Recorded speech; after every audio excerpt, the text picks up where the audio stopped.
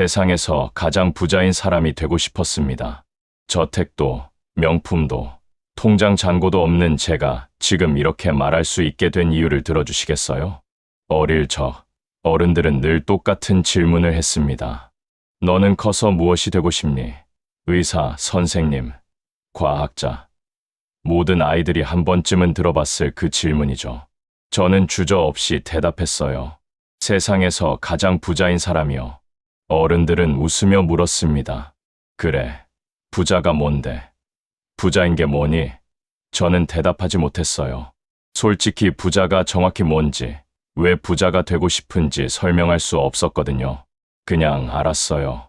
부자가 되면 모든 게 해결될 거라고, 부자가 되면 행복할 거라고, 부자가 되면 걱정이 없을 거라고 믿었죠.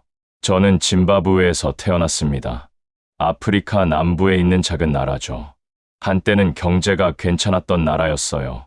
하지만 제가 자라면서 모든 게 무너지기 시작했습니다. 인플레이션이 하늘을 찔렀고 사람들은 돈 가방을 들고 빵 한 조각을 사러 다녔어요. 우리 가족도 예외는 아니었습니다. 아버지는 일자리를 잃었고 어머니는 하루 종일 일해도 가족을 먹여 살리기 힘들었어요. 전기가 끊기는 날이 많았고 물도 제대로 나오지 않았죠. 밤마다 배를 움켜쥐고 잠들었던 기억이 납니다. 제 꿈은 점점 멀어지는 것 같았어요. 부자가 되고 싶다는 꿈이요. 아니, 어쩌면 그 꿈이 더 간절해졌는지도 몰라요. 이 가난에서 벗어나고 싶었으니까요. 가족을 이 고통에서 구하고 싶었으니까요. 20살이 되었을 때 저는 결혼했습니다. 사랑하는 여자를 만났고 우리는 가난했지만 행복했어요. 곧 첫 아이가 태어났습니다. 제 품에 안긴 그 작은 생명을 보는 순간 저는 알았어요. 이제 정말 뭔가를 해야 한다는 거려. 하지만 짐바브웨의 상황은 더 나빠졌습니다. 일자리는 없었고 있다 해도 받는 돈으로는 하루도 살기 힘들었어요. 제 아내는 둘째를 임신했고 저는 매일 밤 고민했습니다. 어떻게 해야 하지? 어떻게 하면 내 가족을 먹여 살릴 수 있을까? 그때 한 친구가 말했어요. 남아프리카에 가면 일자리가 있대. 힘들지만 돈은 벌 수 있대. 많은 짐바브웨 사람들이 그곳으로 가고 있다고 했죠.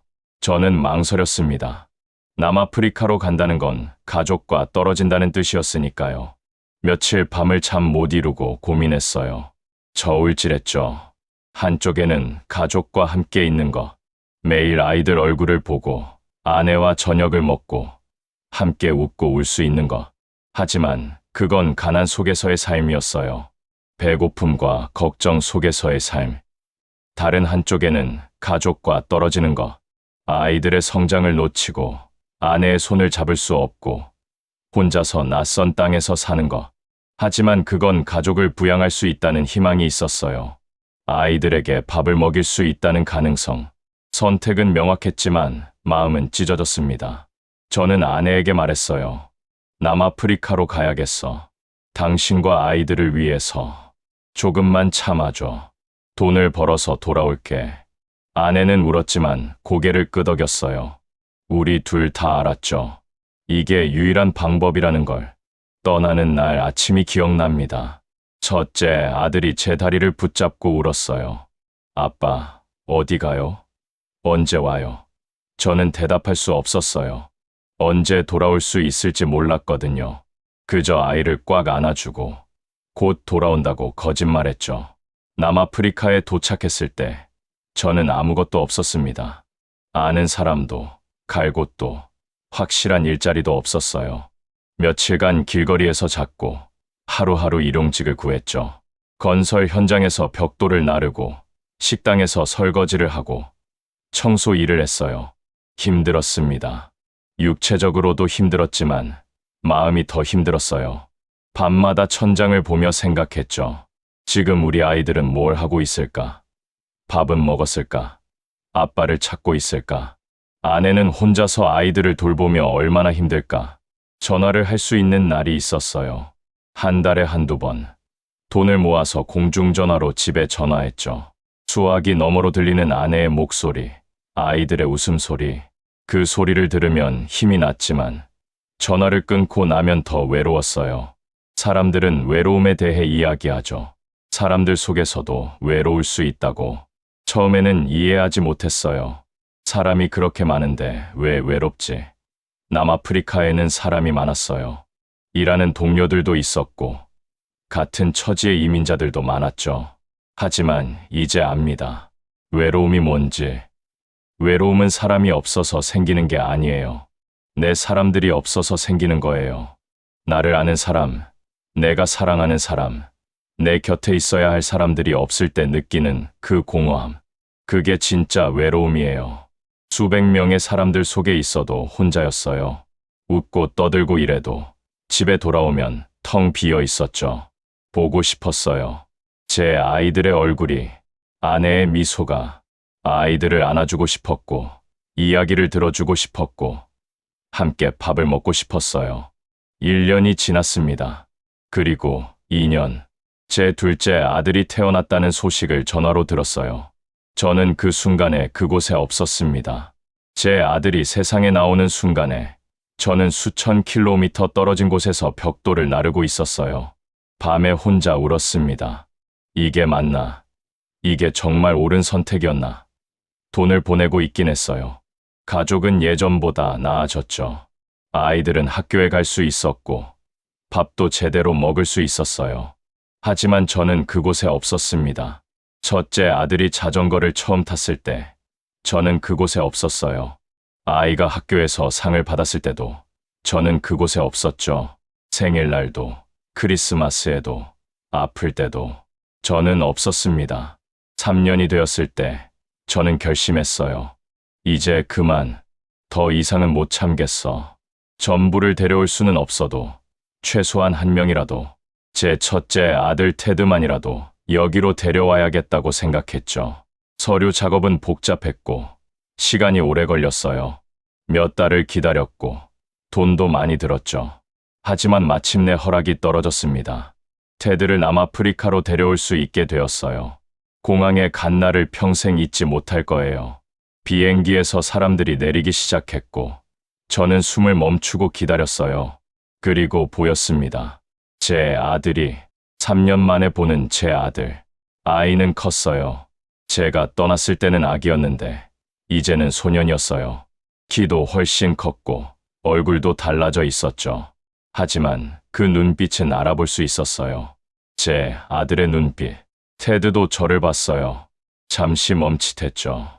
아빠를 기억하는지 아니면 잊었는지 모르겠다는 표정이었어요. 저는 무릎을 꿇고 팔을 벌렸습니다. 그리고 테드가 달려왔어요. 그 순간 시간이 멈춘 것 같았어요. 제 품에 안긴 아들의 무게, 아이의 심장 박동 소리, 머리카락 냄새. 모든 게 너무 생생했어요. 3년 동안 그리워했던 모든 것이 그 순간에 돌아왔습니다. 어떻게 해야 할지 몰랐어요. 안아야 하나, 들어 올려야 하나, 뭐라고 말해야 하나. 그냥 안고 있었어요. 아무 말 없이. 테드도 말이 없었어요. 우리는 그렇게 한참을 서 있었죠. 제 얼굴을 바라보는 아들의 미소를 봤어요. 그 미소 속에 모든 게 담겨 있었어요. 그리움, 기쁨, 안도감. 저도 똑같았을 거예요. 말로는 설명할 수 없는 감정이었습니다. 마치 퍼즐에 잃어버린 조각을 찾은 것 같았어요. 3년 동안 제게는 무언가가 빠져 있었어요. 완전하지 않았죠. 매일 뭔가를 찾는 느낌이었어요. 그런데 이 순간, 테드를 아는 이 순간, 다시 완전해진 기분이었습니다. 완전해진 오베르트, 다시 완전해진 아빠. 이제 제 아들이 곁에 있었어요. 매일 아침 깨우고, 밥을 먹이고, 학교에 데려다 주고, 밤에 재울 수 있게 되었죠. 테드와 함께 사는 법을 배워야 했어요. 3년은 긴 시간이었고, 아이도 저도 많이 변해 있었거든요. 처음에는 어색했어요. 뭘 좋아하는지, 뭘 싫어하는지, 어떻게 대해야 하는지 잘 몰랐죠. 하지만 시간이 지나며 알게 되었어요. 부모가 된다는 건 완벽할 필요가 없다는 걸. 그냥 함께 있는 거. 그게 중요한 거더라고요. 함께 밥을 먹고, 함께 걷고, 함께 웃고, 함께 울고. 그게 가족이었어요. 테드를 통해 많은 걸 배웠습니다. 아이들은 선생님이에요. 우리가 아이들을 가르친다고 생각하지만 사실 아이들이 우리를 더 많이 가르쳐 주죠. 테드는 제게 사랑을 다시 가르쳐 줬어요. 사랑이 뭔지 알고 있다고 생각했어요. 하지만 아이와 함께 살면서 매일 아이를 돌보면서 진짜 사랑이 뭔지 배웠습니다. 사랑은 큰 제스처가 아니에요. 사랑은 매일의 작은 순간들이에요.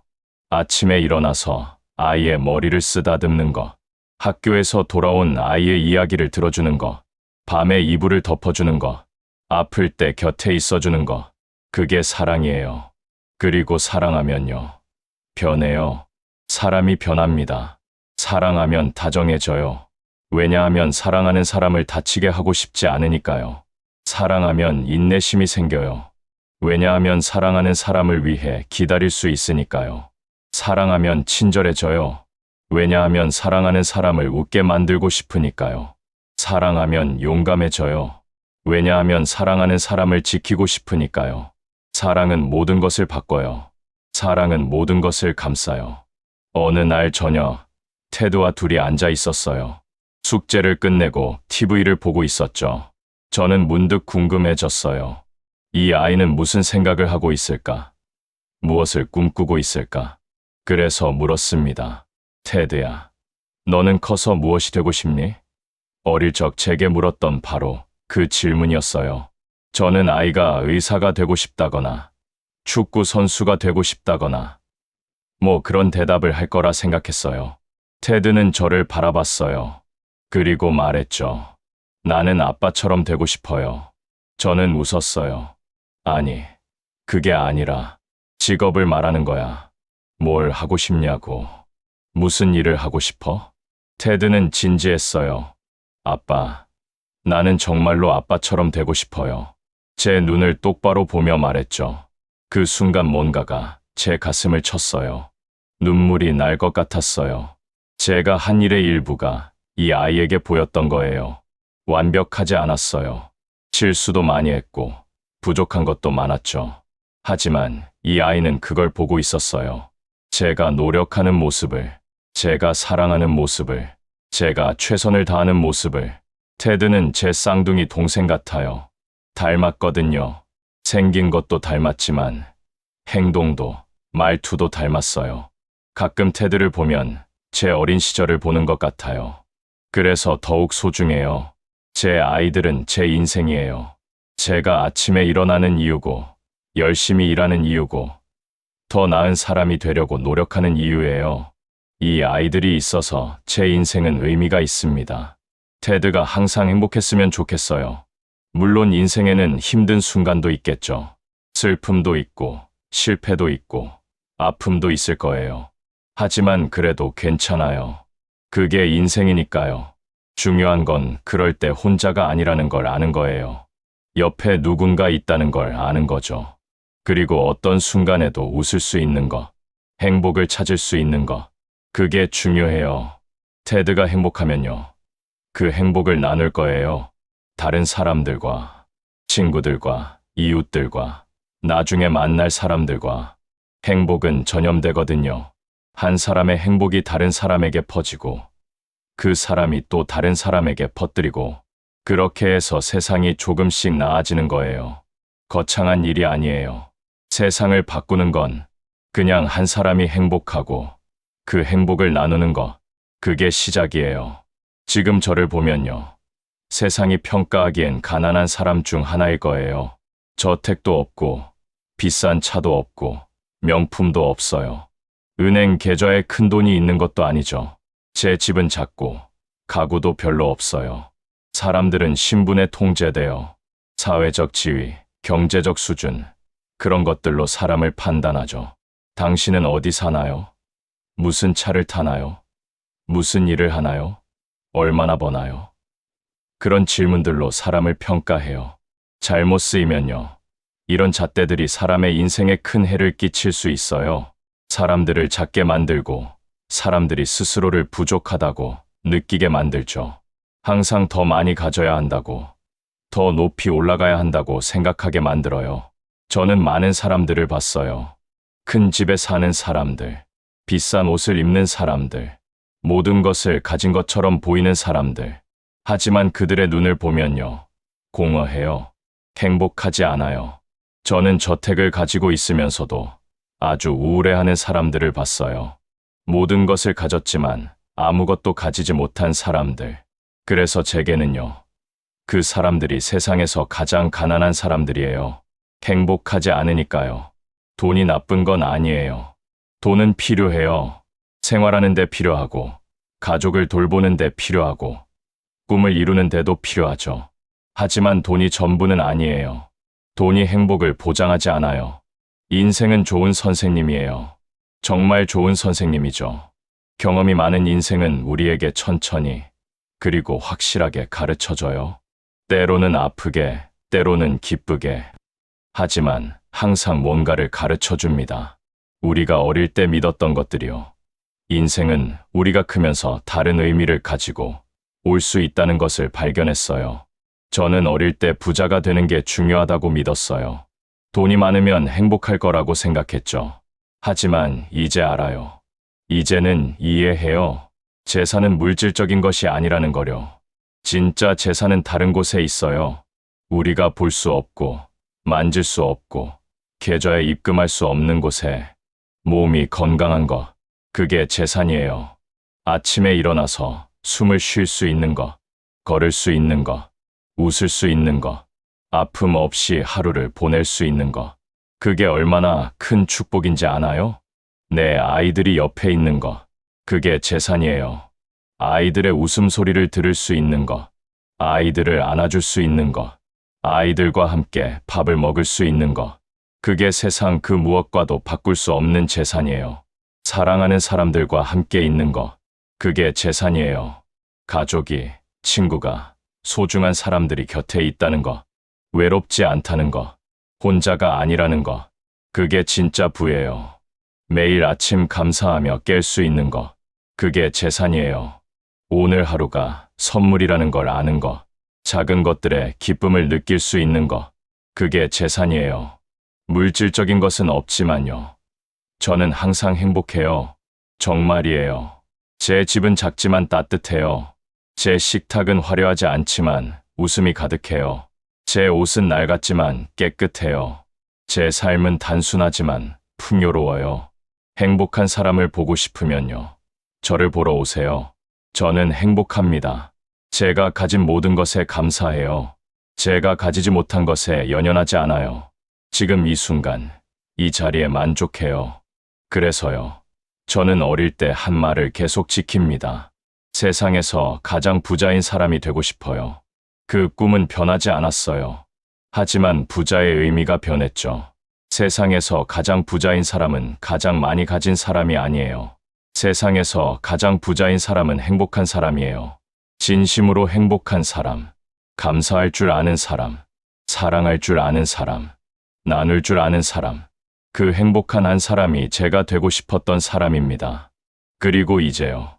저는 그 사람이 되었어요. 저는 세상에서 가장 부자인 사람입니다. 왜냐하면 저는 행복하니까요. 당신도 부자일 수 있어요. 이미 부자일지도 몰라요. 한번 생각해 보세요. 당신에게는 무엇이 있나요? 건강한 몸, 사랑하는 사람들, 웃을 수 있는 능력, 감사할 줄 아는 마음. 그렇다면 당신은 이미 부자예요. 진짜 부자.